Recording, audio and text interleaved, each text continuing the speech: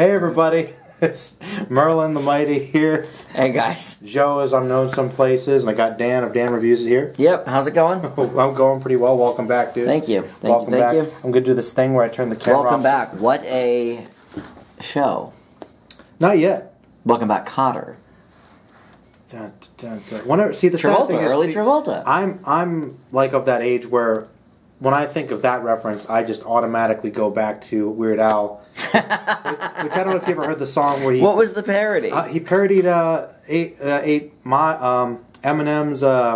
8 Mile. Yeah, 8 Mile. What was the song? What does that do with Welcome Back, Cotter? Couch Potato. The song Couch Potato he does about watching TV. Oh, okay. And he mentions Welcome Back, Cotter. Okay, gotcha. References like, 20 billion. Have you ever listened to that song?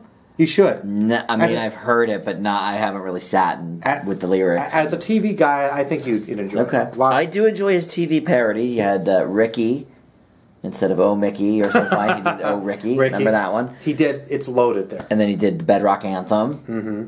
And then he did, he had quite a few TV. The Brady Bunch one. Brady Bunch one. That was a good one. It was Safety Dance, but it was the Brady Bunch. That was a really good one. Man, what about the Angry White Boy Polka? Angry White Boy Polka. But that was more rappers. That wasn't TV specific. I think there was some. There might have been a reference. There's always a reference.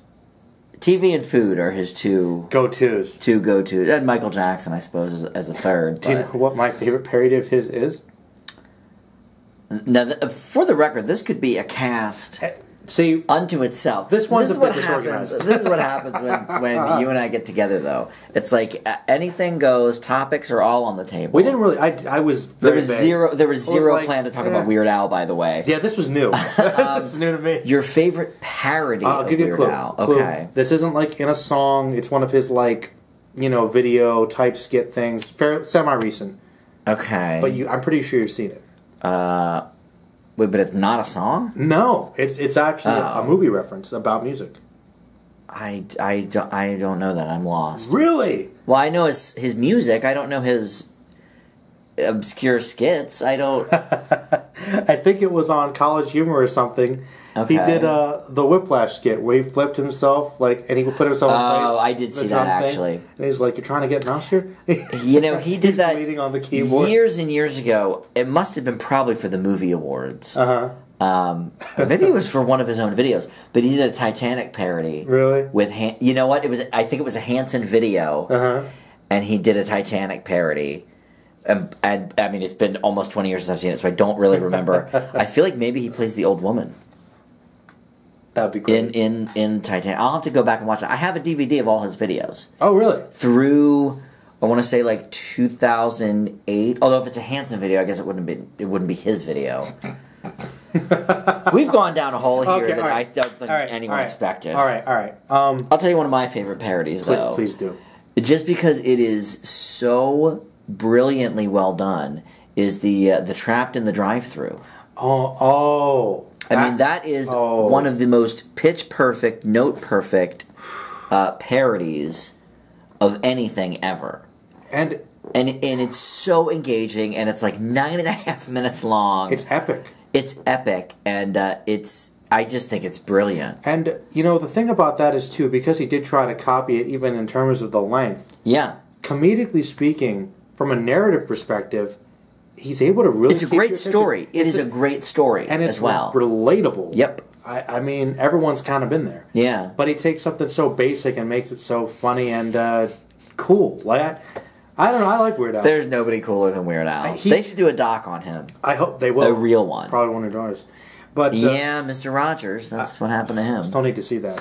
Me too, actually. Really? Yeah. But I think I've always said Weird Al. He's one of those people that I kind of, I don't know if I say emulate him, but I definitely look up to him because he managed to find a way to make a living, literally kind of making fun of and paying homage to other people's music. Yeah. Really other people's work. Right. And still enjoying it. Before that kind of thing really existed. Yeah, that level of parody. You had the Dr. Demento show that he started on. It was like jokey songs. It was they're off to take me away, haha, kind of those kind of songs. But they weren't necessarily parody songs. And then he really got the ball rolling with that. Because I feel like even in terms of how much really he influenced just like sketch comedy and just even the level of parodies that are like on YouTube now. Yeah. So much of that. Well, you look at the early MTV years where it's like, you know, he was getting his start really right when MTV was. So it's like merging his style with the music video. It's like, you know, they probably played, you know, Like a Surgeon almost as many times as Like a Virgin, you know, because it was so funny. His stuff has gotten pretty high on the Billboard. He's had a few pop hits. White Nerdy was a big hit. That was huge. Smells Like Nirvana was a pretty big hit. And that's amazing to me. That Eat It, of course. I love Eat It. All the food. I would argue that I like some of his versions better than the originals because they're just as catchy. Some of them are so clever. They're funny. Like they're good. Like and honestly, some of the stuff he parodies, the initial subject matter of the lyrics isn't really that deep necessarily. Right. And he kind of does something with it. Sometimes he does, yeah. So as a lyricist, I think he's actually clearly talented. Oh yeah, clearly. And as a musician, he is. Yeah, but anyway. This wasn't meant to be the Weird Al cast, but... No one ever referenced Weird Al until we hit record. Well, you never know. You never know. I never know. That's why I love coming over here. Oh, thanks, man. It's a great time. Love having you over here, man. Thank you. But I only really had one piece of news I was kind of thinking about, which you didn't know about. No, I have not heard this about Paramount. Tell us. But yeah, this is like fairly new, and it's been something that the Star Trek fan base has kind of been like, I guess, either cheering about or freaking out about, but... the Star Trek J.J. Abrams verse might be going through some shifts. I don't know if it's in danger yet, but Paramount also in general is having some financial issues. But long and short of it, Paramount has been struggling to find some really big hits. And we used to talk about this, like they haven't really had too many. I think Mission Impossible is probably the only series I can think of other than Star Trek that really has done much in the last, I don't know, decade for Paramount. And even those haven't been like as consistently pumped out as much as like a Marvel or something. Yeah, I mean, they only make one every 2 to 3 years. Yeah, at the earliest. Yeah. So from what I understand, because they've just basically had a lot of bombs or just underperforming films, they're really owing a lot more debt to investors than they are making profit. And so Star Trek is one of the biggest properties they own, and obviously, CBS All Access and Discovery being kind of lukewarm hasn't been the best run on that front. But with the J.J. Abrams movies, apparently Chris Pine and Hemsworth, who was supposed to come back for some time travel thing, have left their contracts. We don't know why, but they're out. It seems pretty much confirmed they're out. Nobody else is out. But so it's very weird. Like, how do you can't do first of all, you can't do a movie without Kirk. Everyone's been saying that. And Pine's been such a great Kirk. It's a good Kirk, yeah. That, you know, what do you have everybody else do it and then recast Kirk? It's not going to be the same. The chemistry with him and Saldana is not going to be the same. I mean, the only way I could see it working is like some weird, like, clone alternate like some weird thing could happen. It is Star Trek, but I don't think that's gonna go over. Well, they could bring Pike back. I do like Pike. You know, I mean that's a classic comeback from the original. He's dead though, if you remember. He got killed in Star Trek Into Darkness. Not that he couldn't ever come back, but Star Trek typically leaves people dead, I think. I forgot about that. I knew he was in the series, but I forgot that he died. He died in the second one, yeah. Well, all right, there goes that. Maybe they'll bring in Picard finally, young Picard, mix things up. That would be pretty cool. I mean, he's got the new show coming back. Patrick Stewart's coming back. I've heard Stewart's going to be on the what is the show called? Star Trek, it's not Voyager. Enterprise. Discovery. Something about going somewhere. I'll tell you what, All Access is just bad waste. Well... Just to have a whole thing dedicated to just one network is annoying. Definitely is. And I mean, that, like I said... a network that's free over the air. Like, HBO gets away with it because you have to pay for HBO either way. You always have to pay for it, right? You've always had to pay for HBO. So people don't want to pay for something that's always been free. Yeah, and I can't blame them. And Star Trek on TV, like all the other shows on CBS, have always been free. It's one of the oldest networks. So, yes. I don't know. I think they're just trying to desperately squeeze... And it rubbed a lot of people the wrong way. And from what I understand and from what I saw, it wasn't even really that great. It was very divisive. Yes. You're going to have to check it out sometime. I am. My CBS All Access show, as you know, is The Good Fight. Okay, which is the Good Wife. The Good Wife sequel, which is fantastic. But yeah, I have not seen any of the Trek. But yeah, that's just kind of another, I think, issue. But how do you feel about this? I mean, I guess they own all of CBS. Well, I forget. I found this out recently too. But one of the reasons why the Abrams movies exist and why there has been a resistance to new Star Trek stuff in the original timeline is because some of the old directors and head people over there aren't really big sci-fi people and don't understand it. Like the main guy didn't really like Trek, so that's why he was trying to distance himself. And Paramount, I guess, just has the rights to do movies. Well, that stands to reason because the shows on CBS are so watered down and generic. I don't watch hardly anything on CBS because it's all those NCIS, Criminal Minds, they're all the procedurals that they're all the cookie cutter. Yeah. And their sitcoms are very cookie cutter as well. So I can see why they're not taking chances on these shows. So I can see why they wouldn't be into a Trek. Well, that's what the thing, and I guess we talked about this a long time ago with Disney, is that Paramount Pictures is different from Paramount, the company, or Paramount that owns CBS. So right, they own the rights to the movies, and that's, I would guess, where they're really taking the hit. Because I think CBS is a network. I mean, it makes money. It does very well for itself. Yeah. But right, I guess the pictures aspect of it is not. They're losing money or something. Yeah. Like badly. And I didn't think it was that bad, but I remember we were saying they were having some struggles. Well, they have one of my favorite montages at the beginning. I love it when the stars dance across the water as they lead up to the mountain. I don't know if they even still do that anymore. Yes, they do. Oh, they sure do. All the time? All the time. That is true, and they have enhanced it sometimes. I love a nice dancing star. But yes, other than Mission Impossible, I can't think of anything that, I mean, okay. Let's look at the top performing movies of the year so far. Okay. This will be interesting. Because it'll tell us whether they're Paramount or not. So let's go to yearly here. Box Office Mojo, by the way, that is the site. And I use it a lot. I love it. Well, the top three, of course, are Disney. Panther, Avengers, and Incredibles. No surprises there. Okay, so you've got Mission Impossible. Quiet Place was Paramount. Okay. So those are both in the top 10. And then you have to go down to number 25 for the next one. That's Book Club. That's not going to be a franchise.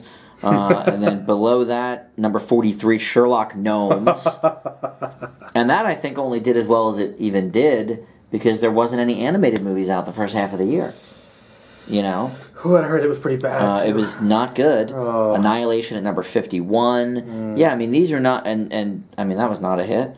I'm sure that was a lot of... And then the next one down after that is number 94, that Action Point with Johnny Knoxville. That made $5 million. I'm sure the budget wasn't huge for that, but still... Yeah, I mean, you're losing money hand over fist. So they have only, 6 movies in the top 100 of the year? That's terrible. That's not good.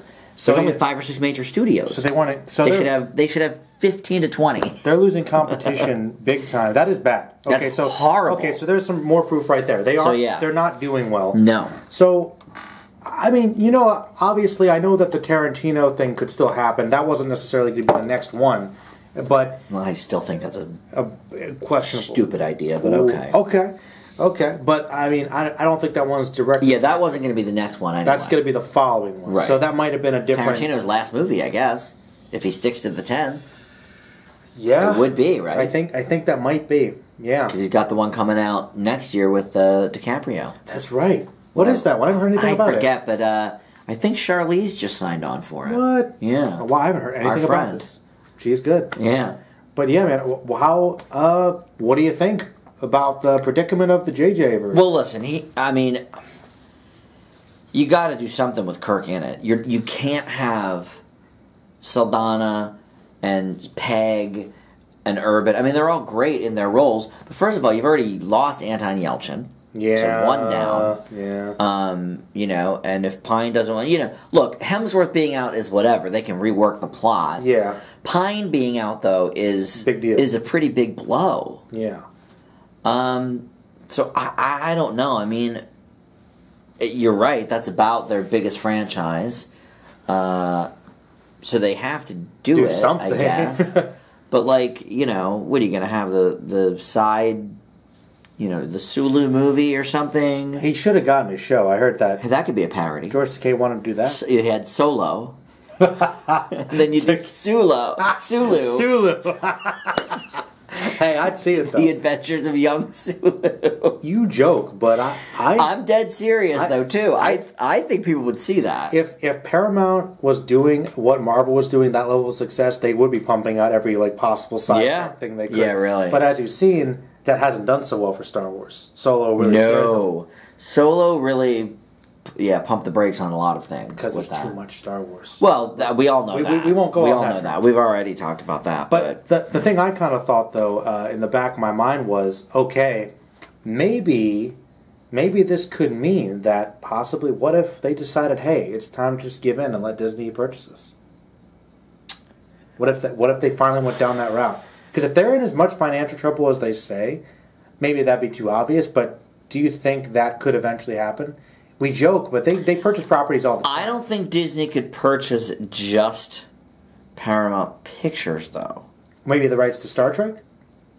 Or do you think they would still recover? Because they've got Discovery working, but I know they're struggling with it. It's not making what they want to make. Well, the problem is if they purchase the rights to just Star Trek, then Paramount has nothing. So I don't think that would happen. Okay. I don't know. Do you think they might just have to reboot? Because Fox, they purchased Fox. They didn't just purchase 20th Century Fox Pictures. They purchased the whole company. But maybe Disney wouldn't think there was anything really worthwhile enough. Like, Trek would be the one thing they'd probably really want. Maybe. Well, here's what I'll say. I don't think legally they could do that. Because if they already own Fox, because Disney owns ABC. Yes. I don't think the FCC would allow them to own Fox, CBS, and ABC. Well, that would be crazy. Well, they're kind of monopolizing on the entertainment industry as is, though. Yeah. Movies, though, aren't regulated by the FCC. So the fact that they own Marvel Pictures and Pixar, and that's sort of irrelevant. Okay. But I don't know. You can't have one without Kirk. You just can't. So what do you think? Well, look, if I don't hate your young Picard idea, you have to have a captain, I guess is what I'm saying. And you have to have it be a known captain. Next gen time, huh?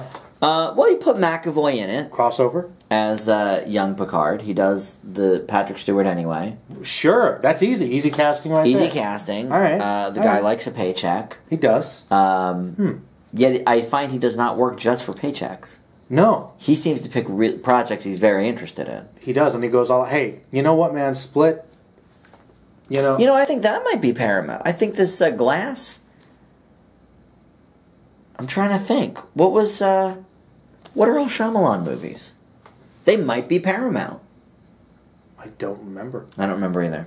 I'm not going to look it up. It's not going to cheat, but there you go. I think that might be Paramount too. But anyway, I mean that's one movie. That's Quiet Place did well, but it's not going to save the company. They're trying to make that kind of a franchise possibly too. Quiet Place, of course. It did so well in its horror. And with Glass, they're everything's trying to do that formula again.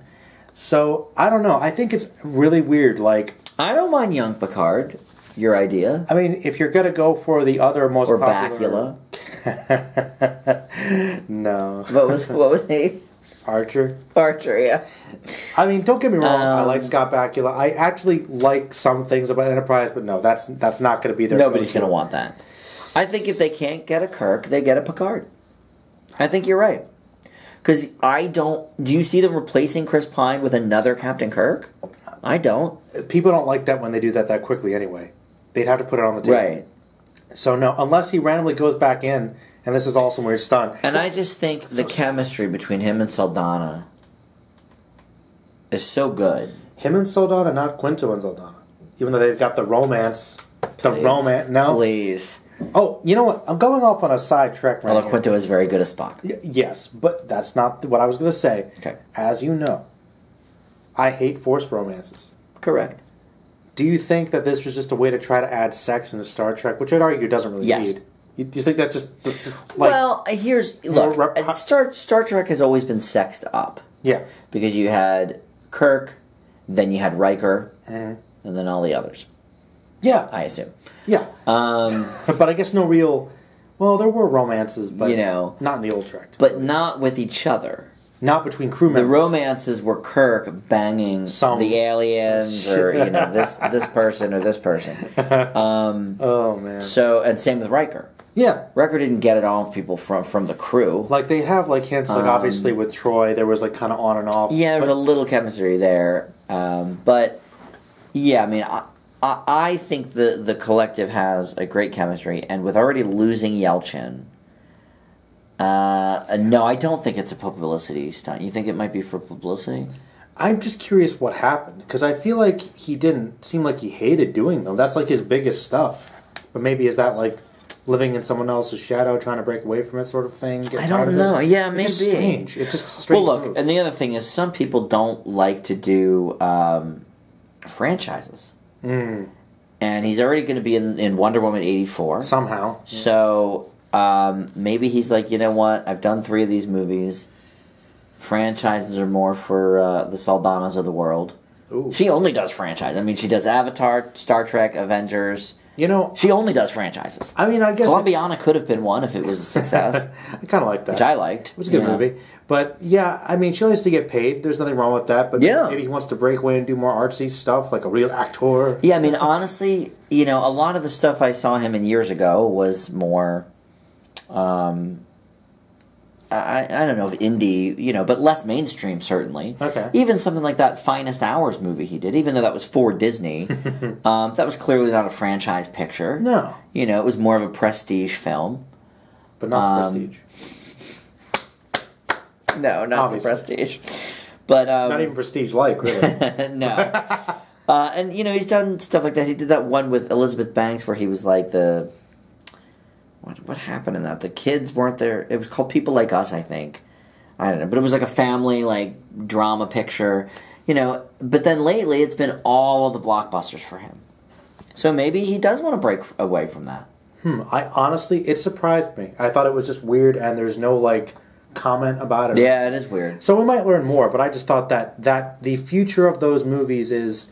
I don't know if it's necessarily in danger, but it's going to be really interesting to see how they bounce back from that. Yeah, I agree. Because I feel they have to. But I do have a question. Sure. Speaking in that realm, and certainly the Avengers realm, so Disney has put the pin in the James Gunn business and said James Gunn will not return for Guardians 3, and the cast is pissed.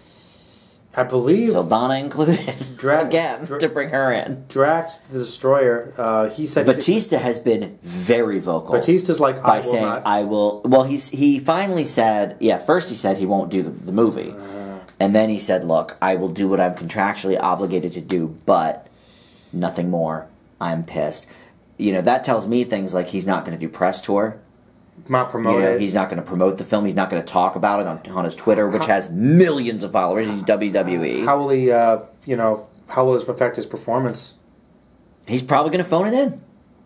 And that sucks. And that sucks for the fans. That'll suck for the whole movie. And, I don't think he'll phone it in. No, he probably won't. He's a wrestler. He is going to put on the show just like everybody would. But he's pissed. But he's pissed. And, you know... I don't know. No, Have you talked yet about James Gunn on your channel? Not really. Okay. Because it's certainly controversial. No, I haven't talked about it, but yeah, I think it's a little outrageous because, if nothing else, he clearly... Apparently people knew about this a long time ago. He apologized for it a long time ago. It was... I don't know if he did that, but... Apparently he did. Okay. He did. He actually did. I guess... because it came out, and he was using it as like an example, contextual thing. It wasn't like him actually saying that stuff and meaning it, apparently. Well, obviously they were... It was like a dark humor. They were dark jokes, and, you know... But we've seen this before with comedians, and, you know, Sarah Silverman has built a career on, you know, rape jokes and vagina jokes and things like that. Look... I think it was stupid of him to say those things. It was. I think he probably could have deleted them off of his Twitter at some point. I agree. The thing that really gets me about it, though, that I don't understand from Disney, it really doesn't make sense, makes me wonder if there was something else going on, somebody didn't like him or something, is that Disney knew about this beforehand. Years ago, it was public. It was already discussed before, and now it's an issue. That was the part I thought was interesting. And I think, I think this is the downfall of Me Too, is that everybody, like Chris Hardwick had to, be taken off his show for a month, and then they did the investigation and found, it turns out his ex kind of maybe made all this up, and Chris Hardwick's fine now, and so he got his show back. But, that tarnishes a person's reputation for their entire life. Kind of. So, don't jump the gun too quickly.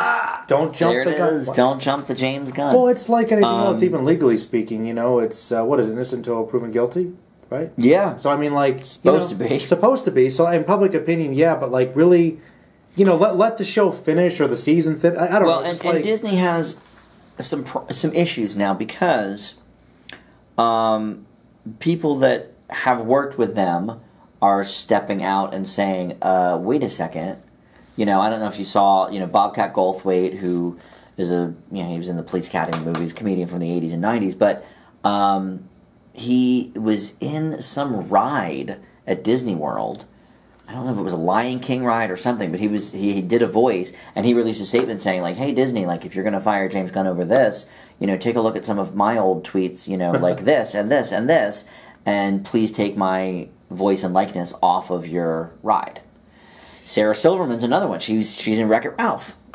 And she has, obviously, a history, and she's in the new Wreck-It Ralph. Yeah. And she has a history of making rape jokes. And kind of being passive-aggressive. Like, hey, Disney, you don't want to be associated with him, but why are you hiring me and my jokes are the most offensive things ever? But in this other context... It's this huge slippery slope. And there's no way to, and I think regulate it. No, there's not. And I think it speaks volumes that the entire cast of the movie went to bat for James Gunn and said, look, we all stand by him, da-da-da-da-da. Even, Chris Pratt, I don't know if you know much about him personally, but he is a very, religious type guy. Oh. He is very, whatever, he lives a pretty clean life, Cool.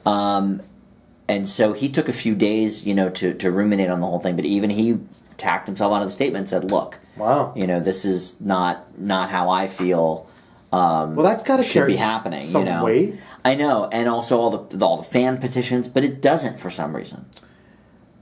And I think that's, it was a sticking point with somebody over there. That's why I'm thinking behind closed doors. Maybe something else was happening. That they're let's get it out of the way before that comes out. Who knows? Well, and James Gunn, if he didn't direct that first movie, he sort of set the tone for this entire Guardians universe. True. That first movie would have not been the same with another director. No. And it was obviously an enormous hit. It was the #1 movie of the summer. I'd argue it's their most successful movie in a way. In some ways it is. Because it was from out of nowhere. Yeah. So I don't know. But yeah. But you said about the Hemsworth and Pine thing, and it sort of just got my mind thinking about that. That's another good one I actually didn't talk about. That's true. Yeah, man, I love the Guardians movies. I hope Guardians 3 turns out good. It's really a shame. It really is. And that second one was also very good. It was. I liked them both. So yeah. Well, I know the battery here on the camera I'm recording this mic's getting a little low. Okay. So we can talk about your other question another time. Maybe. Yeah. So I did want to ask. We spent so long talking about Weird Al. Weird Al ate it up. It's fine. It was a very vague question anyway, but it's okay. We got content. I did want to ask you one quick question. Yeah. Though. You said to me that you were over it. You're over movies lately because you don't watch that many. I don't watch that many movies. Why are you over it, man? I watch maybe 4 or 5 a month. That's still a good amount. Well, keeping in mind though, I work at a movie theater, so I watch. I can watch free movies, and I have Movie Pass, which that's a whole other thing. I heard that's having issues too. that's kind of dead in the water almost. I would say the number one factor in sort of deciding that was, people I was typically going to movies with were kind of I'm over movies. Damn. And then a lot of the movies I've seen this year just have not really wowed me. Yeah, that's right. Which we've talked about. We did talk. We put that video up. There's been a few that really, and I showed you and Justin Love Simon last week. That's something that really spoke to me personally. That was a good one. Thought that was a good one. Quiet Place was very good. Was good. I agree. Some of the superhero stuff was good. But it hasn't been a great year for movies? No. And there's a lot I haven't seen. I mean, look, I haven't seen Mission Impossible. But even on the big ones, though, Mission Impossible is really good. I'm sure it is. You'd like it. No doubt about it. Actually, I'll say this to you, man. I think it might be the best one. Really? It might be better than Ghost Protocol. It might be. It's up there. I love Ghost Prot is my favorite. I don't care about the Mission Impossible movies. I would go see that one again. As well. I would see that one again. Okay. I would see it again. In theaters? Yes. And pay for it? Yes. Wow. I really liked it. No, I mean, look, there's been a lot of movies that I'm just kind of like, it's okay. Well, I know one. I'm underwhelmed. I know one you're definitely looking forward to, which we'll have to see a review or something towards the end of the year. Happy Time Murders? Because that does look funny. It's definitely up your alley with Muppets being all raunchy, but I didn't see it yet. Something later in the year? Yeah, I know it. You got to watch it. Ralph Wrecks the Internet? You're getting there. That is one I'll probably see. Poppins. Yeah, probably Poppins. Well, look, I'm looking forward to Poppins. Disney always brings a good Banks Christmas movie out. They had Mr. Banks at Christmas a couple years ago. Banks related story. Who knew? That was the real connection that draws the crowds. That's the Mr. canon. Banks. What do they just call it? Mr. Banks returns no contest. Who the hell is Mr. Banks? Gosh. Steve Martin's character. That is funny. In Father of the Bride. What? Which is the best scene when he rants about being. You love Father of the Bride. I never got to show it on the show. That was one of my favorite films, man. I loved it. Yeah, that's true. Even when I was a kid, it touched me. It really did. The other thing is, I think TV is at another peak.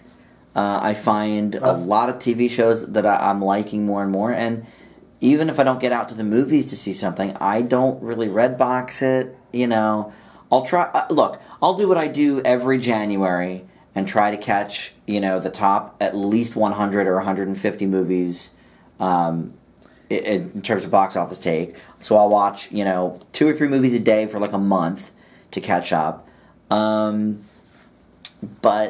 I don't know. I've been very disappointed this year in the movies, and to be honest, I don't know. Well, look, I'm Star Wars'd out. I'm a bit Marveled out, to be honest. Ooh, well, I can understand. I'm certainly Jurassic'd out. We never talked about it on air. Oh my air. god, that movie sucked. Fallen Kingdom 8. Sicario 2 sucked. Equalizer 2 sucked. Wasn't that good? No. Even your smaller films. Mamma Mia 2 sucked. Well, I wouldn't see that. Which the first one I didn't think was all that good, but Pitch Perfect 3 wasn't very good. Not that I'm obsessed with these the first movies in these series, but yeah, I know what you're saying. But they were all more enjoyable than what we're getting. Kids movies haven't been that good. Sherlock Gnomes, like you mentioned, that sucked. Damn. Incredibles was good. But I'm trying to think what other kids movies are even worse. Show Dogs was awful, of course. Talking Dogs, I hate that. Well, I just catch up on things on Netflix or Hulu or whatever when I have the time. Movies, shows. I agree. I think TV is where it's at these days. I really am enjoying a lot of TV of all genres. Nice. There's some dramas I'm enjoying. There's some comedies. There's some sci-fi. There's some even a couple reality. I don't do the Kardashian type reality, but I like the shows where What Would You Do? Do you ever see that? It's this news show on ABC where they put people in weird situations with hidden cameras and TV. All right. Well, I'm just saying. All right. Well, I like America's Got Talent too. That's reality, but. Listen, I like to watch a ventriloquist every now and then. Okay. I'm not shy about it. They're all staged, Dan. It's all staged. It's all staged. The competition shows are not staged. Yes. You're talking about Keeping Up with the Kardashians is staged, and the Pawn Stars is staged, and the one where they go to the storage units, that's staged. Oh yeah, Storage Wars. Yeah, Storage Wars, and Pimp My Storage or whatever. That's why reality TV bothers me, man. But there's a difference between reality like that and like a Amazing Race or something. Like the competition shows are different than like day in the life shows. But it's I don't like those. Yeah, that's true. Is what I'm saying. Because you can't really capture it if they know that they're being watched. Correct. So it's not really reality. Yeah. Pseudo reality, I call it. But anyway, I think TV is yet another peak. I know people talk every decade or so about when Lost first came on, there was a bunch of like other shows, like Game of Thrones was just around the corner, Sopranos had just wrapped up. Everybody was like, another golden age of TV. I don't know if we're quite in that heyday again, or but the golden era. Or Golden Girls. I mean, many. That's when it started. That's when it really started, when Golden Girls went on, 1985. I think it was. There you go. I don't know. I know, like, movies have been one of our cornerstone conversation pieces. True. That's why I'm, like, looking for weird things. I just think... I've been so disappointed all year, almost, with a lot of these movies.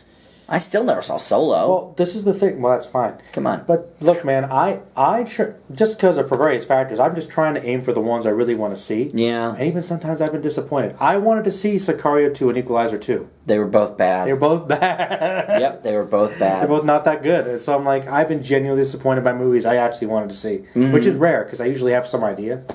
Yeah. Some idea. I usually have a good indication. And I can give a comedy a pretty good pass. You said you didn't like many of the comedies. Game Night was the only... And Tag was good, too. Not Blockers? Game Night and Tag. I didn't like Blockers. Some people said they liked it. Yeah, well, I didn't. That's okay. I didn't see it. It was okay. Like, I think I gave it maybe like a C+. It was all right. All right. But the Schumer movie wasn't very good, and... 2018. Oceans was all right. You saw it finally? I did. You saw Oceans, right? I didn't see Oceans 8 yet, no. All right, well, it was all right. It was good. I gave it, like, I guess a B. But, like, the thing with the Oceans movie was... This is no spoilers, but, like, there was no, like... There was no villain. There was no, like... Oh. Because, they're the thieves, but you want them to succeed, so really they're the protagonists. Yeah. And they're stealing from a jewelry company. It's like, all right, so the jewelry company's supposed to be the villain, but it's like... But you're just stealing from a business. You're just stealing from a business. Not like an evil bank or corporation or right, mobster. Like, so it's like... And then there was no tension between the girls. Like, none of them were, like, fighting with each other. It was like... So it was like, the heist was fun, and the acting was fine. But it sounds like it didn't have a very meaty plot. But there was just no meat to it. There was... Yeah. That's very good that you say there's no bacon. Meat. No bacon. No even turkey bacon. All fair joke. Nobody will get it. Turkey bacon. Yes, I know. Yeah, so, that was a fun movie. We're in the red. But, all right, well, I guess we got to wrap it up. But it was a fun movie. Even disappointing, because it was just nothing to it. Like, it was whatever. What a note. Like, would I ever watch it again? Probably not. Probably not. But either way, man, we'll watch some eventually. What a bitch fest. I'm just like... This is the best podcast ever. See ya. See you guys. Stay magical.